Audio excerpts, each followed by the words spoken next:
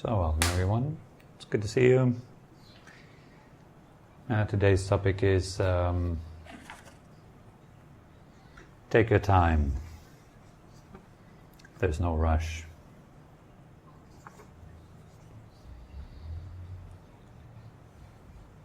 Very often people would approach me with the question, well, how long does it take to become good at meditation? If I focus on my practice every day, I do this for 30 minutes, how long will it take me until I will see some proper results?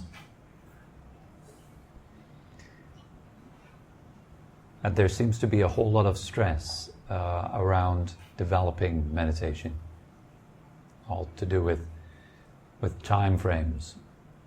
Like I've been meditating since a good while now. Why is there nothing happening? Why is nothing developing? Or how much longer will it take me? The other guys in the room, they all seem so much more composed and calm, and I still feel very angry. I lose it at the slightest occasion.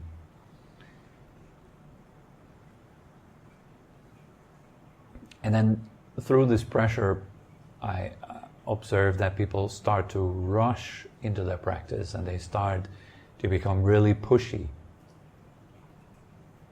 So instead of allowing their mind and their body to show them the way and to listen and to pay attention to what's actually going on, they want specific results, and these results are very often imagined results. You have a certain imagination of what's supposed to happen if you do a lot of meditation practice, and then you try to achieve your imagined state. That's a big problem. It's a big obstacle, actually. It blocks all progress. Like having some idea of how you should be if you do meditation. Well, then I will be super calm and everybody will love me and I will not have any problems in life anymore, and I'll be above everything, totally non-reactive, at ease all the time, happy all the time. I wake up in the morning, I'll feel like dancing, my body will be light, blissful, agile. Then I go into bed at night and I'll feel really, really nice, falling asleep totally mindfully, knowing when the dreaming mind starts, being lucid in my dreams,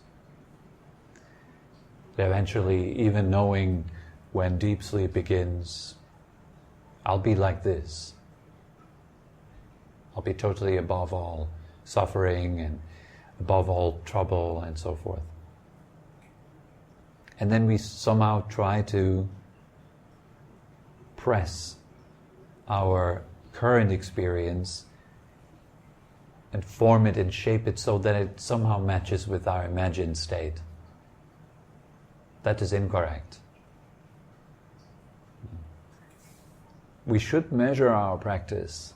Measuring our practice and measuring our progress is correct. But having expectations of how that progress should look like, and then trying to rush to get that as fast as possible, with as little effort as possible, will not get you anywhere. It will make you lose a lot of time, waste a lot of time. So when you're sitting down and you're doing your meditation practice, the approach is one of, let's see what happens. You sit down and you're open to what's going on. Meditation is not about making something happen, it's the opposite. It's about letting go.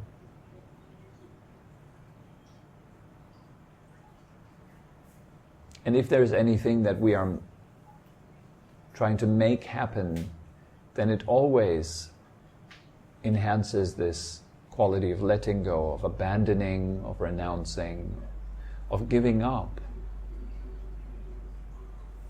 You can't be at peace as long as you are still full of effort and tension. It's impossible that this will lead you to peace. It can't. So most of my practice is really sitting down and seeing what are the needs of this moment. What does this moment present? And how could I deal with this skillfully? This is really important. Rather than just imposing my agenda, I need this and that. I'm sitting down because I want to be perfectly focused and concentrated on the breath throughout the entire session. That would be my agenda. But my body and mind say, no, you're not going to focus on the breath. Not even for a minute. Not even for a second. You're going to be super distracted. Because you've spent most of the day, before you actually sat down, cultivating distraction. Cause and result. The mind works like that. The mind doesn't work following the needs of the ego. It follows simple cause and result. If you put your mind into an environment that is super hectic and stressed, full of people who are angry and frustrated, your mind will be shaped by that. You sit down, do your meditation session after coming home, guess what your mind will be like? Well, it will be in accordance with the cause. It will be just like the day. It will be a reflection of how you spend your time, how you spend your day, right? Our minds, they're operating in a twofold way. One, they are reflecting our environment, and two, they are giving input into our environments. So one, they react to what is going on, and two, they are acting into what is going on, adding to what is going on.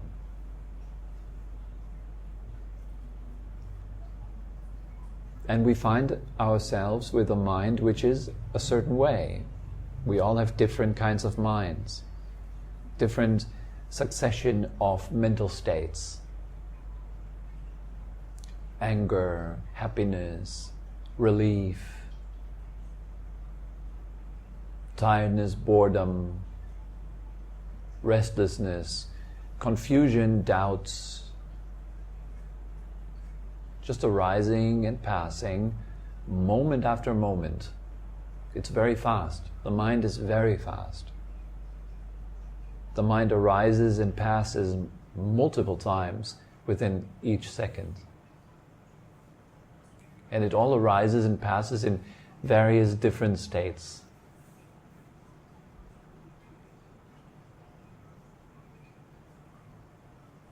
And so if we do not see that, we then very often falsely want to push for a certain result. That might not even be a good thing if you get that result, your imagined result. For example, you sit down and you think, I would love to be more detached and peaceful and blissful. But as a matter of fact, you can't handle that kind of bliss, that kind of detachment at your current state. And you might even invite that, and you might even push for it, but it will completely disassemble your life as you know it right now. You're in for a big, major change, not only for yourself, but for your environment, which is often a shock for people. It's too much to handle, so they drop their practice. They're not ready for it. They're pushing for it. That's not good. It's not skillful, it's not a wise thing to do.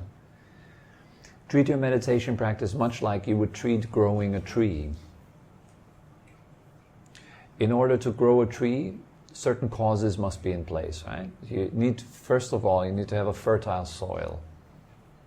Without a fertile soil, you can throw a lot of seeds into the soil and you can water them as much as you like. Nothing will happen. So what's the fertile soil? What does it stand for? It stands for the company that you're having, the people you're mostly hanging out with. They all color off on you. Some people say we are the average of the people that we mostly hang out with. If you hang out with a bunch of rockers all the time, you'll become a rocker. If you hang out with people who love football, you will start to love football. Tibetans say that the mind is like a diamond, and whatever cloth you're putting it on, it will assume the colors. It will reflect the colors of that particular cloth. Put it on a blue cloth, the diamond shines in blue colors. You put it on a red cloth, in red colors, and so forth. So if you put your mind into a certain environment, it will slowly adapt to the environment, and it will reflect that environment. Otherwise, it couldn't survive in that environment if it would not be able to adapt to the environment. That's one of the things that we can do as a human being, is we adapt to environments pretty fast. Yes? If you would be a hippie and you had to spend a lot of time with rockers, but you would persist on staying the hippie, it wouldn't work. That connection wouldn't work for long, yeah? It's just like that.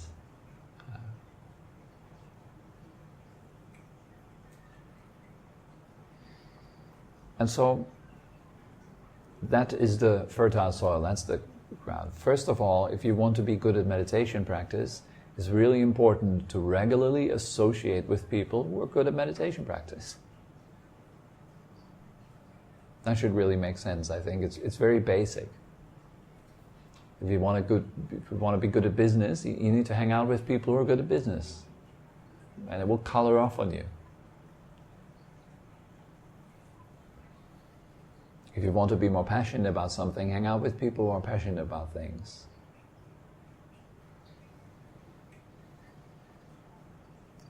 In fact, this is almost everything we need to do. That's all. That's the entire path. It's who we are associated with. Buddha also mentions that. One time Ananda, one of his chief disciples, says, associating with wholesome friends is half of the path. And the Buddha corrects him. He says, no, that's not correct. Associating with wise friends is the entire path. So this is important. That's the fertile soil, right? Then you have a seed for your meditation practice to actually flourish. And that seed is appropriate instructions and appropriate practice. If we don't have appropriate instructions, our practice will not go anywhere. If we don't have appropriate practice alongside appropriate instructions, also nothing much will happen. You might receive a lot of appropriate instructions, but you don't do the work. Nothing much will happen. Okay? So the other way around as well, you do a lot of work without any proper instructions. Also doesn't work, right? So that's the seed. That's not enough. You have fertile soil, you have a good seed. Now, what else do you need? You need water, right? To water that seed. What's water? Water is kindness. In other words, it's a proper attitude. This is really important. I talk a lot about attitude. I think it's one of the most important points in meditation practice. This is where I most correct myself in my own practice. And this is where I mostly get stuck. It's my attitude. And that's precisely here what I'm talking about. This is a matter of attitude. Pushing, rushing. It's the wrong attitude for meditation practice. You can't rush this. It would go against what the meditation practice is all about, which is all about listening. It's all about understanding the truth that presents itself to you in this very moment.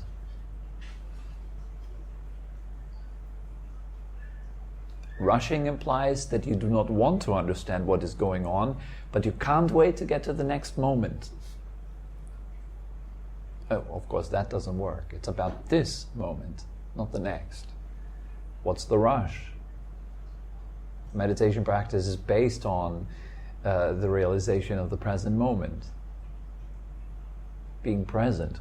Rushing implies future. It implies time.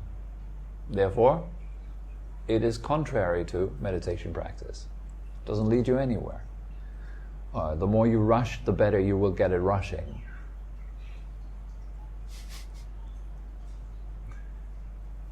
Cause and result, right? Then you need sunlight. Sunlight stands for awareness. It is an illuminating quality. Without awareness, without knowing yourself clearly, right now in this moment, there is no chance for you to see what's going on. If you can't see what's going on within you, you can't grow. It's impossible. Then you will just remain reactive, a creature of habit, a creature of impulsion. That will just go on. You'll just be... The mind is running the show, right? Old habits, old neuronal pathways and so forth. That's running the show then. Because there's no awareness, you don't see what's going on, growth can't happen. And the awareness here also refers to the awareness of your teacher. And it refers to awareness of your wholesome friends, the people who are friends on the path.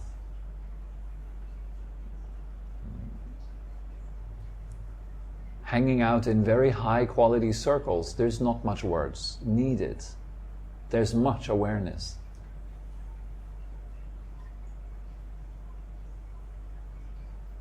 That is the kind of support that we give to each other. It is support of listening, of being there, of offering attention. Very often that is all we need. It is enough to heal, it is enough to become strong again. It's enough to catch yourself when you fall. That there is somebody there seeing you.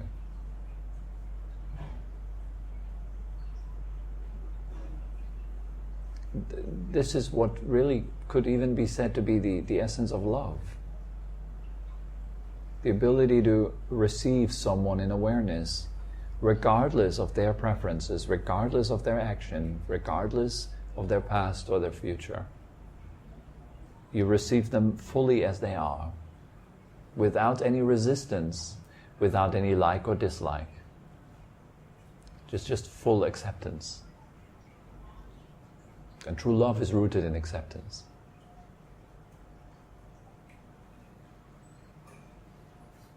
Now, if you have somebody around you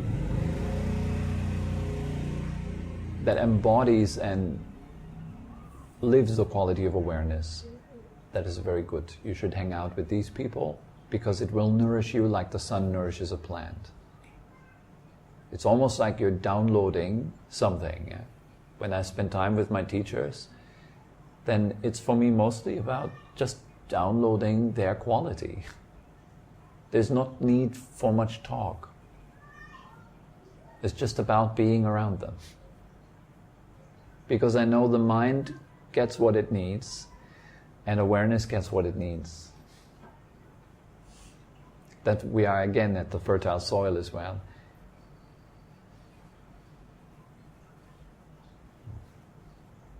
And then growth will happen. There is nothing or nobody that makes the tree grow other than those circumstances. You have a seed, fertile soil, sunlight, water. If that is all a given, then the tree has to grow. You can't help it.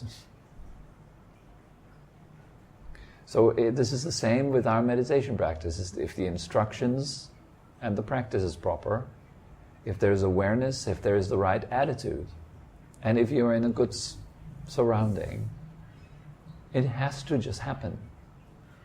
In fact, you just sit down and watch. And it just happens. It just naturally goes deeper. You can't make it deeper. Like you cannot make a tree grow. It's impossible to do that. You can try, you will destroy the tree.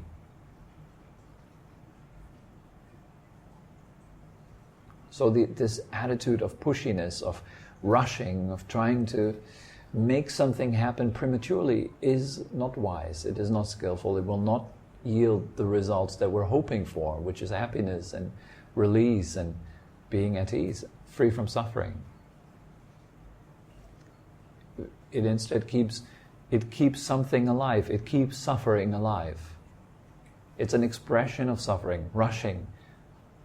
Rushing is an expression of suffering. I am not happy with what is. Therefore, I try to get as fast as possible to the next one, the next moment, the next thing. Because there I can be at ease. But sure, if you're not at ease now, how can you be at ease tomorrow? Impossible.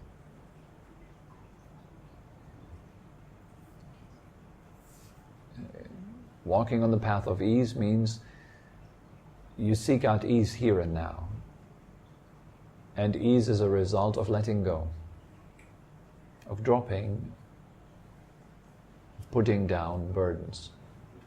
And in our meditation, bless you, in our meditation method, we do that step by step, as you notice, right? The first thing that we always do is we let go of wrong posture. You sit in a way that is healthy for the body. Then the second one, we let go of a breath that becomes an obstruction.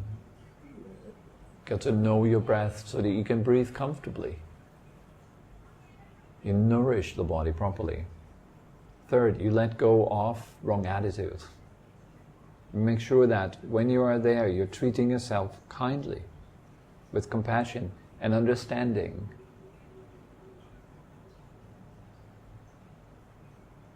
Then, the first stage of the actual practice, these were the 3 preparations. In the first stage of the actual practice, we let go of physical tension, step by step. Here I'm often using the word allowing. I'm not saying make your legs relaxed.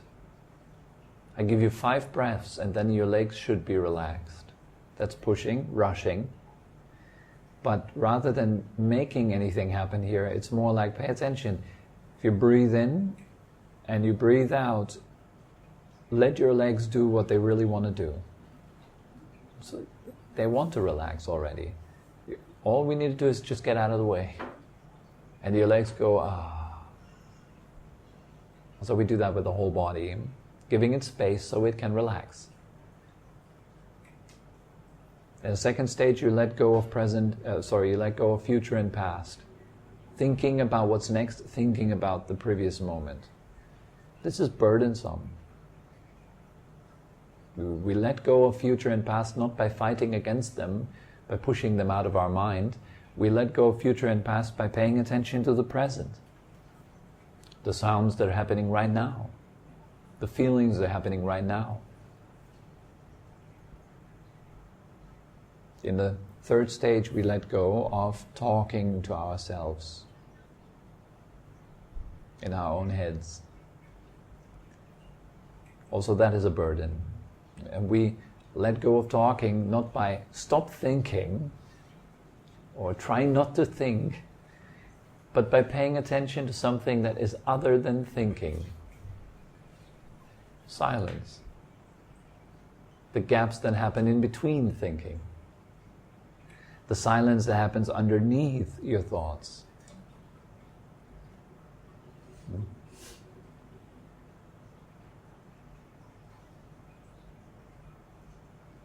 And in the fourth stage, we let go of everything but the breath. The mind becomes super simple. There's just the breath. For the mind, this is a huge relief. It's wonderfully liberating. It's so simple, it's so comfortable that it responds with physical bliss, with physical pleasure. You feel great in your body. Once your concentration takes off, and you're actually getting better at it, you will start feeling really, really good and comfortable in your body. That's a direct result. This is healing for the body. It is good for all of your cells. It's wonderful information that you're passing on into your body. And so that deepens more and more. But the point of the whole practice is that gradually you're letting go of elements which are obstructing the path, which are hindering you from relaxing deeper. And it becomes more and more subtle and more refined until the end you let go of a self, the one that creates all the stress, the sufferer.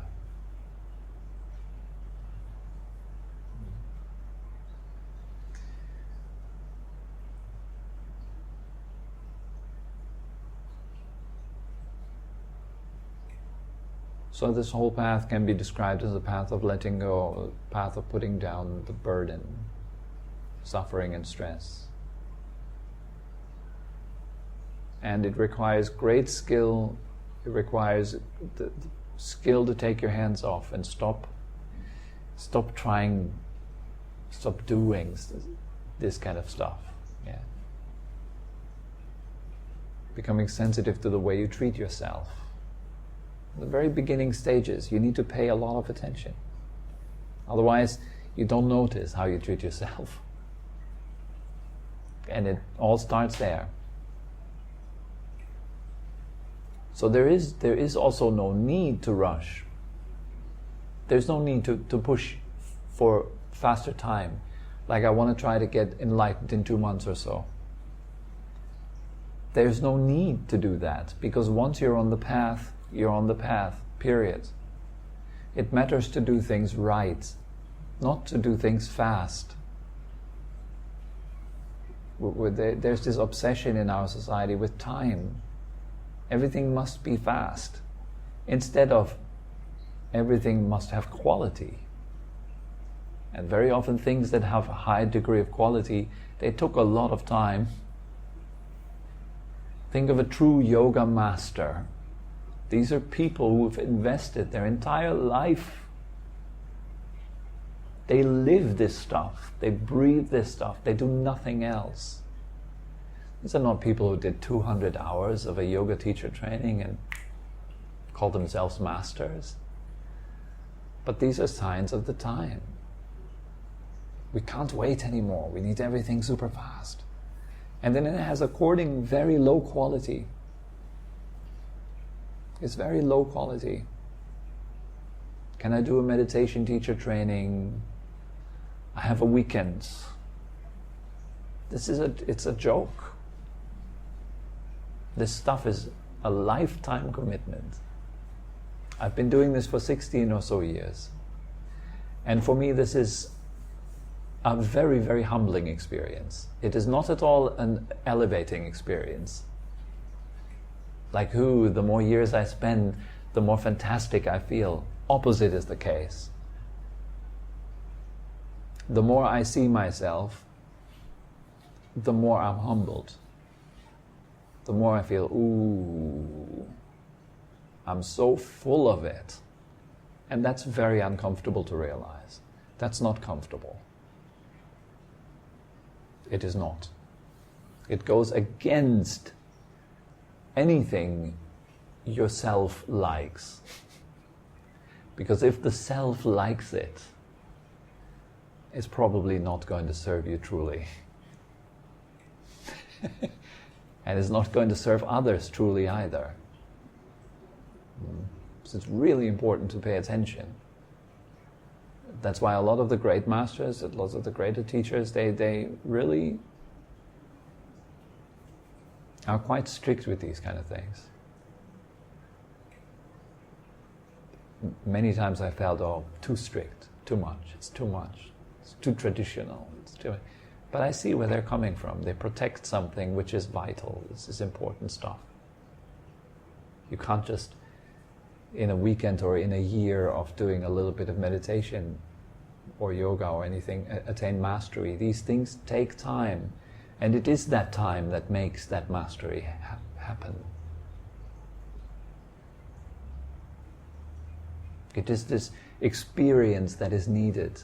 It is the many downfalls and the many times that we land on our own face and have to admit, oh, I didn't know what I was doing. And that it takes the time for that to grow. Time gives you challenge. It challenges your assumptions, your opinions about yourself. That's what time can do. So rushing, there's no place for rushing. I'd rather do it very slow but very correct. It's better. Thereby we're not wasting a lot of time or building the wrong skill which you have to unbuild later on, which you have to deconstruct later on. And sometimes we can spend years messing ourselves up more, and then the big realization comes like, oh, I've been spending years messing myself up, now I have to undo the mess. Because all the neuronal pathways and everything in your body is already 100% wired like that. It's a habit. And it's sticky as hell. And then you sit down and then you unwork that habit gradually. Or better to say, you have to allow it to untangle itself, which takes time and awareness and kindness, patience, a virtue. There's no need to rush, because if you would rush, you couldn't build that virtue of patience.